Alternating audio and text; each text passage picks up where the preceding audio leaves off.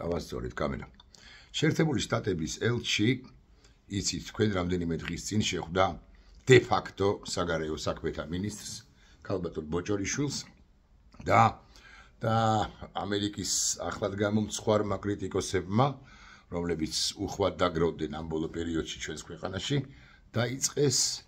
განაგრძეს მთლიანად შეერთებული შტატების და ამ შემთხვევაში ელჩის კრიტიკა აქაოდა რა უფლებით შეხვდაო de facto საგარეო საქმეთა მინისტრს ხაზს უსვამ და გარწმუნებთ რომ შეერთებული შტატებიც ასე ფიქრობს და კონკრეტულად ელჩიც ასე ფიქრობს რომ ის de facto საგარეო საქმეთა მინისტრია, მაგრამ ახლად გამომცხვარმა კრიტიკოსებმა შეერთებული შტატებისა კრიტიკის ქარცეცხლში გაატარეს ქალბატონი ელჩი. და იმაშიც კი მიედავნენ შეერთებულ შტატებს, კონკრეტულად საელჩოს და უფრო კონკრეტულად ელჩს, რომ ეს არის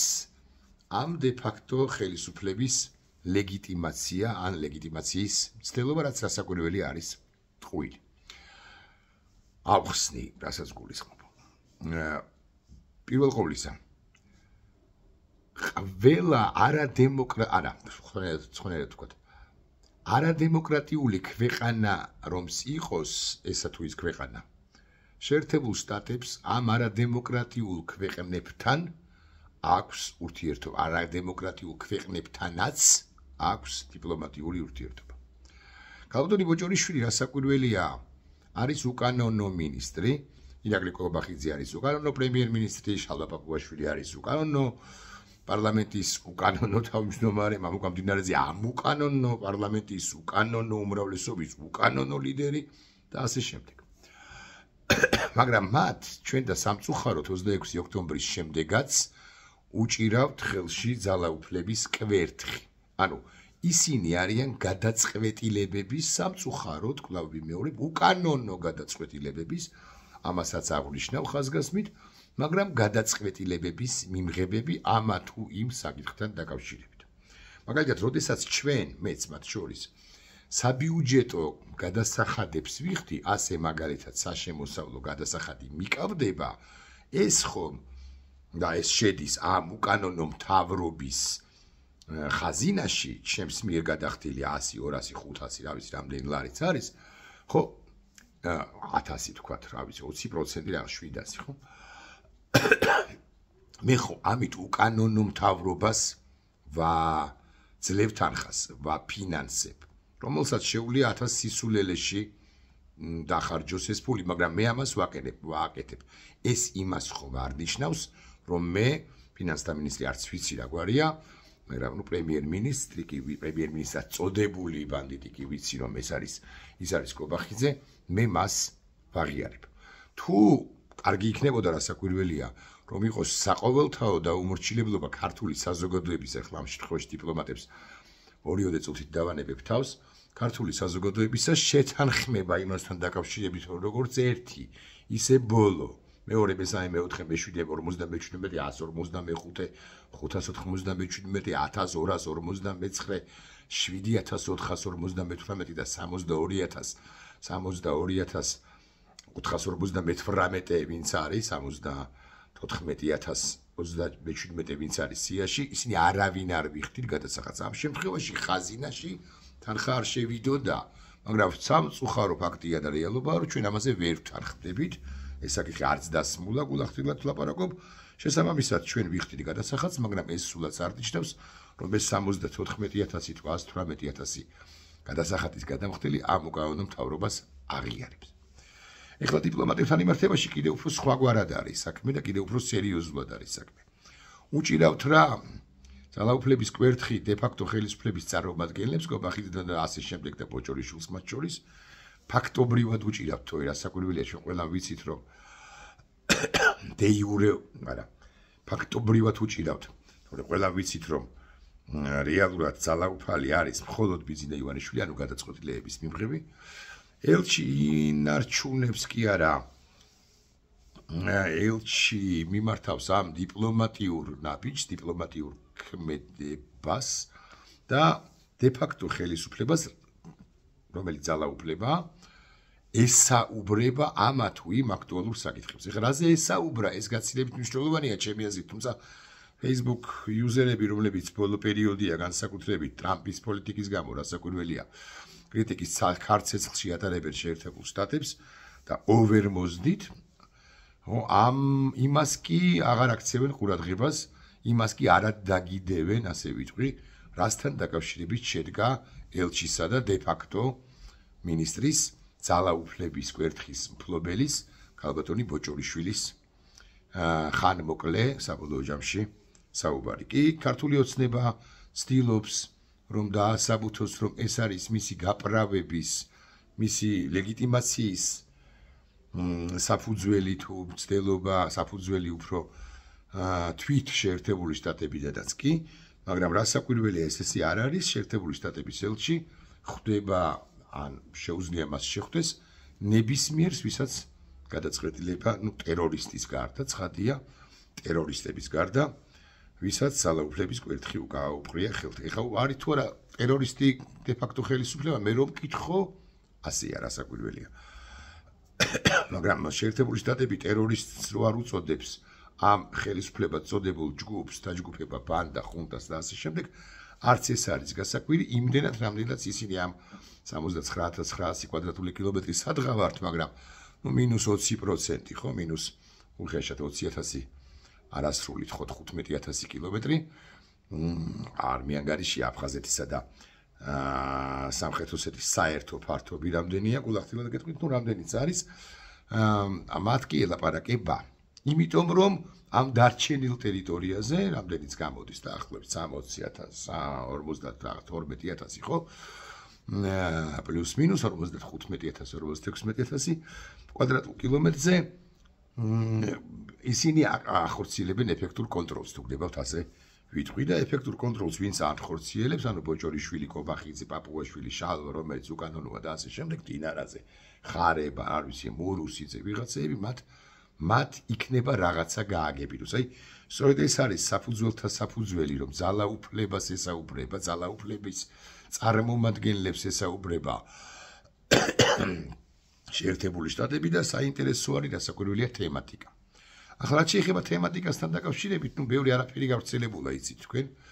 ბევრი არაფერი უთქვამთ ამ შეხვედრის შინაარსის თაობაზე და აქაც წავიდა სხვადასხვა ინსინუაციები მასთან დაკავშირებით, თეორიულად რაზე შეიძლებოდა ესაუბრა შეერთებული შტატების წარმომადგენელს დე-ფაქტო მინისტრთან, რომლის აღიარებაც სულაც არ მომხდარა ამ შეხვედრით. საერთოდ ვიდრე ვიტყოდე რაზე შეიძლება დაესაუბრა, მანამდე ვიტყვი ერთ რამეს, რომ მე ცხადია გამიკრიტიკებია პრეზიდენტ დონალდ ტრამპის პოლიტიკა, არ მომწონს მისი და მისი წარმომადგენლების უამრავი ათობით, ასობით, ათასობით, არ ვიცი, ასობით განცხადება, გადაწყვეტილება, ქმედება და ასე შემდეგ, მაგრამ ძალიან ბევრ ჩვენგანს ჩემი ჩათვლით, თუ გნებავთ ესე ვიტყვი, თვითკრიტიკულიც რომ ვიყო, ეს ხანდახანზე ხშირად გადაგვდის ანტიამერიკანიზმში უკვე და ამერიკა არის უმძლავრესი სახელმწიფო და როდესაც ამას აკეთებენ რიგითები, პირები, რომლებსაც საზოგადოებრივ აზრზე არავითარი ზეგავლენა არ აქვთ, კიდევ ასატანია, მაგრამ როდესაც ამას აკეთებენ პოლიტიკოსები, ან თუნდაც თვითკრიტიკული რომ ვიყო, პირები, რომლებსაც საზოგადოებრივ აზრზე აქვთ გარკვეული ზეგავლენა, ხო, ეს კრიტიკას უკვე ჩვენი მისამართით იმსახურებს, დიახ, არ მინდა ხმამაღალი ვიყო ცხადია საკუთარ თავზე, მაგრამ თუ მე მყავს, YouTube-ზე მყავს 10000-ზე მეტი გამომწერი და 11000 მიუახლოვდება მალე, 3-4-ით, 5-ით ვია დავიწყეთ ჩვენი პროექტები, ამ 10000-დან თუ ავიცი 1000 იჯერებს ჩემს არ მინდა თუ გნებავთ ბევრს ვამბობ, ხო 100 თუ მომყვება მე, ესე იგი 100 ის ფოლოვერი მყავს, რომელსაც ჯერა ჩემი და აი ამ 100-ს რო ველაპარაკები და რო ვეუბნები, რომ ამერიკა თუ ველაპარაკები, რომ ამერიკა არის ცუდი, ტრამპი არის ცუდი და ეს გადამდის ანტიამერიკანიზმში, და ისინი მე მიჯერებენ, მე რაღაც მოუწონ ვართ, ჩემ აზრს იზიარებენ და ასე მე ზეგავლენა შემიძლია მათზე მოვახდინო. ხო, ეს უკვე ცუდია, იმიტომ რომ ანტიამერიკანიზმი კი ნამდვილად ცუდია, ამერიკა ანტიტრამპიზმი და ტრამპის კრიტიკა კიდე დასაშვებია ცხადია, მაგრამ მან დაიშუა ძალიან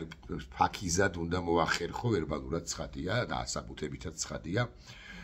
რომ ანტიტრამპიზმი, ანტიამერიკანიზმში არ გადაგივიდეს, როცა ემოციურ რაღაცას ემოციურად ლაპარაკობ,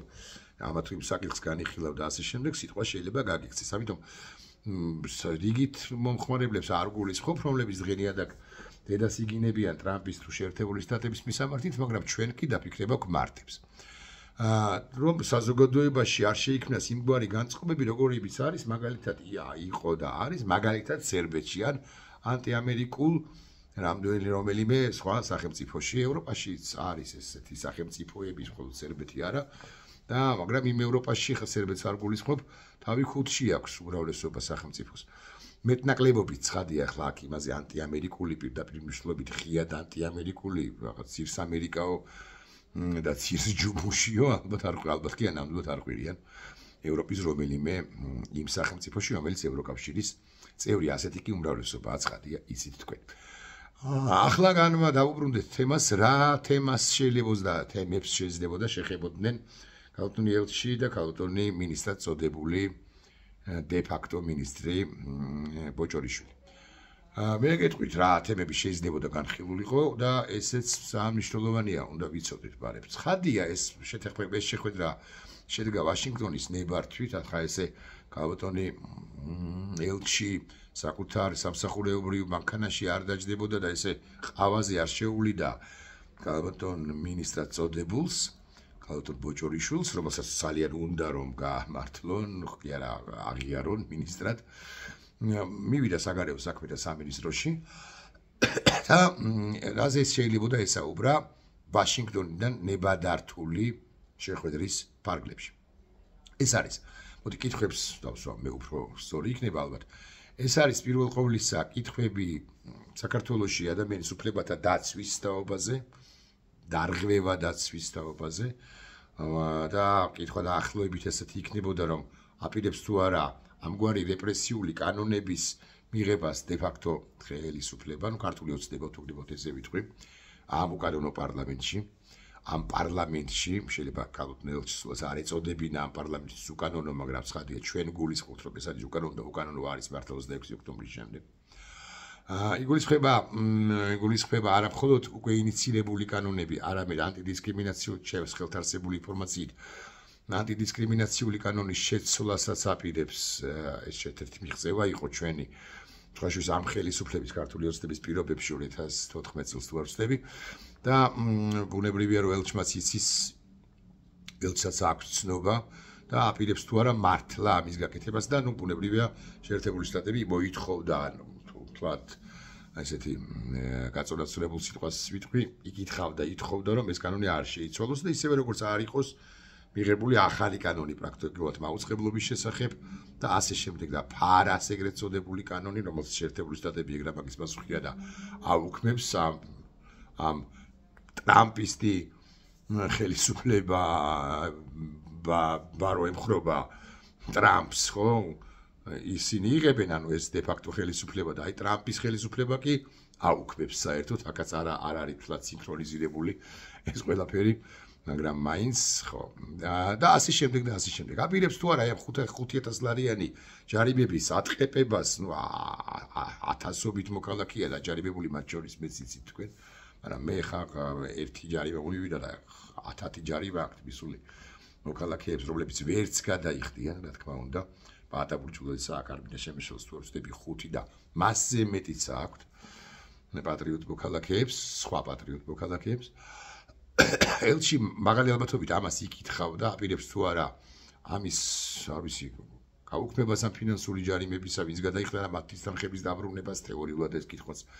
შეიძლება დასმულიყო და ნუ ასაკვირველია შეეხებოდა საქართველოს როლს, აი საქართველოს როლს როგორ ხედავს, როგორ ხედავს საქართველო საკუთარ მისიას როლს ადგილს აი ღევანდელ სოფლიო ქაოსში. უკრაინის კონტექსტში ასაკვირველი, ახლო აღმოსავლეთის კონტექსტში, ამაზე უნდა მოგვიანებით. მე არ მინდა მაინც და მაინც დიდი ვიდეო ბლოგი გავამივიდეს, მაგრამ ნუ ეცდები კი არა 20 სუში ჩავეტიო და შესაბამისად დაგჭა 5-ო და წუთი. ხო, ამ უკრაინის კონტექსტში პირველ ყოვლისა, როგორ უყურებს საქართველოს დე-ფაქტო ხელისუფლება უკრაინას და ევროპული სამშვიდობო ჯარების ჩაყენებას. საქართველოს აქვს უზარმაზარი გამოცდილება საერთაშორისო სამშვიდობო მისიებში მონაწილეობისა, იგულისხმება ერაყი და პირველ ყოვლისა ავღანეთი. მართალია ის სპიკერი პაპუაშვილიც კი, რომელიც ამბობს, რომ საქართველოს ყველაზე არა ნატოს წევრ სახელმწიფოებს შორის ყველაზე დიდი კონტრიბუტორი იყო საერთაშორისო უსაფრთხოებაში ავღანეთში. და აი თეორიულად რაღაც ასეულის დონეზე ხო არ განიხილავს საქართველოს. არა, ელჩმა იცის, რომ საქართველოს არ განიხილავს ამ ყველაფერს. ბიზინა ივანიშვილი, აკაბოჭორიშვილი ხო საერთოდ ვერ გადაწყვეტს, მაგრამ ბიზინა ივანიშვილი რო გადაწყვეტს და გადაწყვეტილების მიღებია, ის რასაკვირველია იტყვის, რომ არავითარ შემთხვევაშიო, ხო? რა სისულელეაო, არავითარი ასეულის დონეზე არ, მაგრამ ევროპული უსაფრთხოების კონტექსტში საქართველოს თუ უნდა დაბრუნება რაღაც საერთაშორისო მაგიდაზე, ეს იქნებოდა ძალიან კარგი, ეს დიპლომატიურად შეიძლებოდა ეს თქმულიყო ელჩის მხრიდან. ახლო აღმოსავლეთის კონტექსტში ხა მე კი ვუშვებ ეს ფრთხილ ვარაუდს იმასთან დაკავშირებით, რომ შეერთებული შტატები დაინტერესებულია საქართველოს პოზიციითა და პოზიციონირებით ორ საკითხზე. პირველი, ალბათ სამხრეთ კავკასიის კონტექსტში სომხეთ-აზერბაიჯანის ურთიერთობების თვალსაზრისით შეიძლება თუ არა საქართველოს განხილვა ფასილიტატორი სადღაც ჭირდებათ რაღაცა ასპარეზი შეიძლება მიეცეს თუ არა საქართველოს როგორ უყურებს მაგალითად ზანგეზურის ტელეფონის გახსნას და ასე ამ პროცესს. და მეორე ეს არის ირანი, რომელიც სამხრეთ კავკასიის რეგიონის ხადი ესე პირდაპირ ახლო აღმოსავლეთის უმძლავრესი სახელმწიფოა. იცით თქვენ რომ შეერთებული შტატების პრეზიდენტმა დონალდ ტრამპმა განაცხადა, რომ თუ ირანი არ დაასრულებს ბირთვულ პროგრამას, რომელზეც მუშაობს ის წლებია და სულ ვამბობთ, რომ 5 ნაბიჯია თუ 1 ნაბიჯია ატომური იარაღის, ატომური ბომბის შექმნასთან, ამ შემთხვევაში შეერთებული შტატები, მოდი ესე ვიტყვი, პრაქტიკულად სიტყვის წყლი გავიმეორებ, ტრამპის ნათქვამს განიხილავს, არ გამორიცხავს სამხედრო ესკალაციას ირანის მიმართულებით. აღნიშნავ, რომ ეს ირანის ბირთვული პროგრამები, ბირთვული სადგურები, ხო და სადაც ამუშავებენ და სტრატეგიული მნიშვნელობის ობიექტები, უფრო ირანის ჩრდილოეთით არის, ანუ გეოგრაფიულად დავხედოთ, უფრო ეს რა ხსნი, უფრო ჩვენსკენ არის და არა უფრო სამხრეთისკენ. ხო და საქართველოს უმნიშვნელოვანესი როლი შეიძლება ჰქონდეს ამ პროცესში. მე დარწმუნებული ვარ, რომ ელჩის დონეზე, არ მიწყეს ქალბატონი ელჩი ხა, ესეთი მნიშვნელოვანი საკითხები არ წყდება როგორც ასეთი, მაგრამ მოსინჯვის დონეზე არ გამოვრიცხავ, რომ ელჩს ესეც ეთქვა de facto მინისტრისათვის ეკითხა დაებარებინა თუ გნებავთ ესე ვიტყვი თუ de facto პრემიერ-მინისტრთან თუ არაფორმალ მართველ ბიზინა ივანიშვილთან და არ მგონია რომ ბოჭორიშვილს ჰქონდეს ხშირი შეხვედრები ვით უფრო ერთ-ერთზე ბატონ ივანიშვილთან, მაგრამ მაინც დაებარებინა გაერკვია როგორი პოზიცია ექნება საქართველოს იმ შემთხვევაში თუ შეერთებული შტატები წლების შემდეგ ეს არ არის თვეების საქმე 1 წლის ნახევრის 2 წლის შემდეგ მართლაც სამხედრო იერიშს მიიტანს ირანზე, რომელიც მაღალი ალბათობით ითქვის საკუთარ ბირთვული პროგრამის შეჩერებაზე უარს, ანუ არ შეაჩერებს. ხო, ეხლა რატოა ჩვენთვის ეს მნიშვნელოვანი? სულში როგორ მეტევი არ ვიცი. რატოა მნიშვნელოვანი ეს ჩვენთვის და იმ თვალსაზრისით არის მნიშვნელოვანი, რომ ჩვენმა de facto ხელისუფლებამ ჯერ კიდევ მაშინ როცა ის de facto არ იყო, ანუ de jure იყო არჩეული 2020-დან 24 წლამდე გულისხმობ ოქტომბრამდე, განაცხადა, რომ ვაზიანის სამხედრო ბაზა, როგორც ამერიკელები არიან,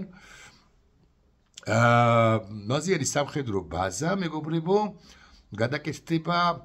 სამოქალაქო ინფრასტრუქტურად. არა, ამბობს კობახიძე კი არა ღარიბაშვილს თქვა ეგ და მე კობახიძემ გაიმეორა, როგორ გეკადრებათ სამხედრო კომპონენტი სულაც არ იქნება მოშლილიო, მაგრამ ეს ერთ სივრცეში დიდი ტერიტორია კი არის, მაგრამ მაინც ერთ სივრცეში ესე რამდენიმე მნიშვნელოვანი ობიექტის არსებობა პრაქტიკულად წარმოუდგენელია. სამოქალაქო აეროპორტი, სამხედრო აეროდრომი, რომელიც არ ფუნქციონირებს, სამხედრო ბაზა, იქ რაღაც სიმულაციის ცენტრი, სტადიონის გაკეთებული მულტიფუნქციური, ესეთი მრავალფუნქციური ირთვა ხმერი ვიღაცა ატრაქციონებს მოინდომებს და ვიღაცა არ ვიცი, ბოტანიკურ ბაღს, ივანიშვილი ცხადია, ან რაღაც ზიახთ ჩაციკმა, სულ მივდივარ ხოლმე და სულ ხვდება ხოლმე ეს სანერგე მეურნეობა, სულ სანერგე მეურნეობებში ვარ გაჩხერილები და სოფლის მეურნეობის პროგრამებში, რომლებიც არც არსებობს. ხო და ასე შემდეგ ხო მოკლედ და ელჩი დაასველებდა მოდი ეს სიტყვა ვიხმაროთ დაასველებდა სიტყვას იმის თაობაზე საქართველოს დე ფაქტო ხელისუფლება დე ფაქტო მინისტრი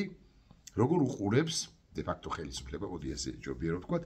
როგორ უყურებს ამ საკითხს დასაკვირველი უმთავრესი თემა იქნებოდა საქართველოს შიდა საქმეები ვერ ჩავედიეთ 20-ში მოდი 25 ავიხოთ მაქსიმუმი ხო შიდა საქმეები შიდა პროცესები ევროკავშირთან მიბრუნებას აპირებს თუ არა იმიტომ რომ ეს ომი კონფლიქტები უკრაინაში რუსეთის აგრესია და ჩვენგან სამხრეთით ახლო აღმოსავლეთში შესაძლებლობების ფანჯარასაც აჩენს ხო შუის მე არ გამოვრიცხავ იმასაც რომ თურქეთის გააქტიურების გათვალისწინებით ევროკავშირის მიმართულებით და ჩვენ თუ ეს ასე მოხდა ჩვენ სახმელეთო საზღვარი გვექნება არა მხოლოდ ნატოს წევრ თურქეთთან არამედ ევროკავშირის წევრ თურქეთთანაც ხო ეს ძალიან მნიშვნელოვანია ხო არ გქონდა ჩვენ ეს ერთ-ერთი ბარიერი იყო ჩვენი სრული ინტეგრაციისა მაშინ როცა ინტეგრაციის გზაზე ვიდექ არ თქმული ბარიერი იყო ხო მაგრამ არსებობდა ეს ბარიერი ხა რა თუ დამას ლაპარაკი მოკლედ იმის გათვალისწინებით რომ თურქეთი მიიწევს ევროკავშირისაკენ ჩვენ ხო არ ჩავებმებით ლოკომოტივ თურქეთს ამ თვალსაზრისით თუ როგორ გონია ვინ უნდა იყოს ჩვენი ლიდერი სახელმწიფო აქვე ვიტყვი რომ აი პაპუაშვილი გამოირჩევა ხოლმე არ ეხება ეს ელჩისა და მინისტრად წოდებულის შეხვედრას პაპუაშვილი გამოირჩევა ხოლმე ბალტიელების კრიტიკით სისულელებს ბჟოტიანობს ძირითადად კი არა სულ მაგრამ აქვე იმასაც გეტყვით რომ ჩემს ხელთ არსებული ინფორმაციით მეც დავწერე რამდენიმე ხნის წინ Facebook-ზე საქართველოს ლოკომოტივობა 2 წლის წინ დაახლოებით რუსული კანონის ინიცირებამდე პირველ ინიცირებას გულისხმობ ანუ ჯერაც როცა არ იყო საქართველოს კანდიდატი ჩვენ ევროპისაგან გვქონდა ამგვარი ოფერი უკრაინის კონფლიქტი დაწყებული არ არის ჯერ ამდენადაც მახსოვს კი არა ზუსტად მახსოვს ამგვარი შემოთავაზება ბრიუსელიდან რომ ჩვენი ჩავებით არა ბალტიის სახელმწიფოებს ლიეტუვას ესტონეთს ლატვიასა და ესტონეთს არამედ იტალიას გაგიკვირდებათ და ეს ოფერი იყო შემოთავაზებული და ის ყოფილიყო ლიდერი ის ყოფილიყო ლოკომოტივი ჩვენი ევროკავშირში ჩვენი ხმა თუ გნებავთ ესე ვიტყვი ამას თავის დადებითი ასპექტებიც აქვს და უარყოფითიც ხა ესე მხოლოდ დადებითათაც არ შევხედოთ რომ აი იტალია ძალიან მაგარი ქვეყანაა და ძირძველი ევროპის წარმომადგენელია და ესენი მაინც ახალი ევროპის ახალი წარმომადგენლები არიან უარყოფითიც აქვს იტალია და საერთოდ დასავლეთ ევროპას არა აქვს ის სენსორები ჰიბრიდული საფრთხეებისა კონვენციური საფრთხეებისა და ასე შემდეგ რომლებიც აქვთ ბალტიელებს ბუნებრივია და შეიძლება ხმამაღალნი ისეთი ხმამაღალნი არ ყოფილიყვნენ საქართველოს საადვოკატო პროცესში ადვოკატირების პროცესში როგორებიც არიან ბალტიის სახელმწიფოები ლიეტუვა ლატვია და ესტონეთი მაგრამ დადებითიც აქვს ეხა იმიტომ რომ ძირძველი ქვეყანაა იმიტომ რომ ძლიერი ქვეყანაა იტალია და ასე შემდეგ და აი იმ ხანად ღარიბაშვილია პრემიერ-მინისტრი იმ ხანად საქართველოს დე ფაქტო ხელისუფლება იტალიის ლიდერობაზე ლოკომოტივობაზე გაგიკვირდებათ და თქვა უარი აი ეს თეორიულად შეიძლება ყოფილიყო განხილული უბრუნდება თუ არა განიხილავს თუ არა აი ამ deep state გლობალური ომის პარტია deep state დაუმთავრებელი როა ხო ეს ბოდვა ხო ისიც იქნებოდა ალბათ ნათქვამი შესაძლოდ ნათქვამი რომ ტრამპისეული აღქმა deep state-ისა სულაც არ არის აღქმა გლობალური ომის პარტიისა ეს ერთი და სულ სხვა გვარია ის ეგრეთ წოდებული deep state რომელსაც ებრძვის ტრამპი თუ ებრძვის საერთოდ და ის რასაც მაქიბუქობენ ის კობახიძე პაპუაშვილი deep state დინარაზე ავანტ ჩემპიონი ნან ცოტა მოუკელითო შესაძლოა ერთია ელს ამის სანაცვლოდ ხა ეს სანაცვლოდ რა არის არ ვიცი ხა კიდევ ვერ ჩავედი 25 წუთში მგონი ხო შესაძლებლობების ფანჯარას აჩენს მოკლედ ეს პროცესები და შეერთებული შტატები ადეკვატურია ხდება რა თუნდაც დე ფაქტო მინისტრს ბოჭორიშვილს და გადმოსცემს რა გზავნილებს ვაშინგტონიდან ესეც იყო სხვათა შორის ნათქვამი იმ ზოგად რეზიუმეში იმ თემებისა რომლებიც განიხილეს მხარეებმა შეერთებული შტატები დაინტერესებულია იმით საქართველოს როგორი პოზიციონირება ექნება ამა თუ იმ მნიშვნელოვან საკითხთან დაკავშირებით. 25 წუთი მოიწურა 20-ოდე წამიც და დავასრულოთ. მოკლედ, ამბავი ეს არის, მე მოგიწოდებთ მაინც რომ ტრამპის ბევრ თემაში საკრიტიკო ტრამპის აბას ვაღიარებ, ვადასტურებ, მეც ახლა მომხდება ხოლმე კრიტიკული და მძიმე სიტყვები, მართალი სიტყვებიც, ემოციურ, მაგრამ კვლავ ვიმეორებ, მე მყავს 100, არა 10,000, მაგრამ 100 ხო შეჯერა, 87-ს თუ გრებავთ, ჩემი ხო? შეჯერა 22-ს, მეც არ ვიტყვი, 23-საც არა. ხო, გამოუცდელებს, მოდი ეს ასაჯერებელი იტაბლიაშვილიაო, ვინმე იტყვის, კი ბატონო, ესე იყო. მოკლედ, მე რო წამწდება ხოლმე ეს ანტიამერიკული წიაღწევები, სხვა შორის ეს ძალიან ასხამს, გვინდა არ გვინდა ოცნების სისხლზეც წყალს, ხო? იმ შეერთებულ შტატებში ჩვენი ამბავი წყდება ტრამპის შეერთებულ შტატებში და აი ჩვენ თუ ესე ვიქნებით და ოცნება ამას ჩვენს წინააღმდეგ გამოიყენებს და ესენი ანტიამერიკელები ყოფილანო, ამასაც თუ იტყვის, ხო? ესეც ტრამპის ემოციური კაცია. დონალდ ტრამპი გადაწყვეტილებს შეიძლება თუ ანტიამერიკული ძირს ამერიკას თუ იყვირებს. ეხლა მე დაუსაბუთე ახლა შენ დაუსაბუთებ ცხადია სამდილებს იქნება საქართველოსთან რომ კობახიძეა ის კაცი რომელიც ჩავიდა ქვეყანაში სადაც წყვიდოდნენ სწორედ ძირს შეერთებული შტატები ძირს ვაშინგტონის სიკვდილი ამერიკას და ამ სიტყვებს სხვა იმ ხსენებულ ირანში. დაუსაბუთებთ, შევუთვლით, გავუგზავნით ამ მივაწვით ამ გზავნილ შეერთებულ შტატებს ვაშინგტონს, მაგრამ პოლიტიკოსებს განსაკუთრებით და ისევე როგორც რაღაც პირებს, რომლებიც საჯარო სექტორში აქტიურობენ, ჟურნალისტებს, ექსპერტებს, მიმოხილველებს და ასე შემდეგ, მაინც მოუწოდებ, რომ ცოტა ჩვენც მოუკლოთ არა ტრამპის, არამედ ამერიკის კრიტიკაში არ გადაგვეზარდოს ეს ყველაფერი. სახელმწიფოებრივად ვაზროვნებთ და ეხლა თუ რაღაც ქულების დასაწერად ვაზროვნებთ, რა უნდა ეხლა იმის თქმას, რომ იმის დედა ვატირე და ამის დედა კიდევ ერთხელ ვატირე. ნახვამდის.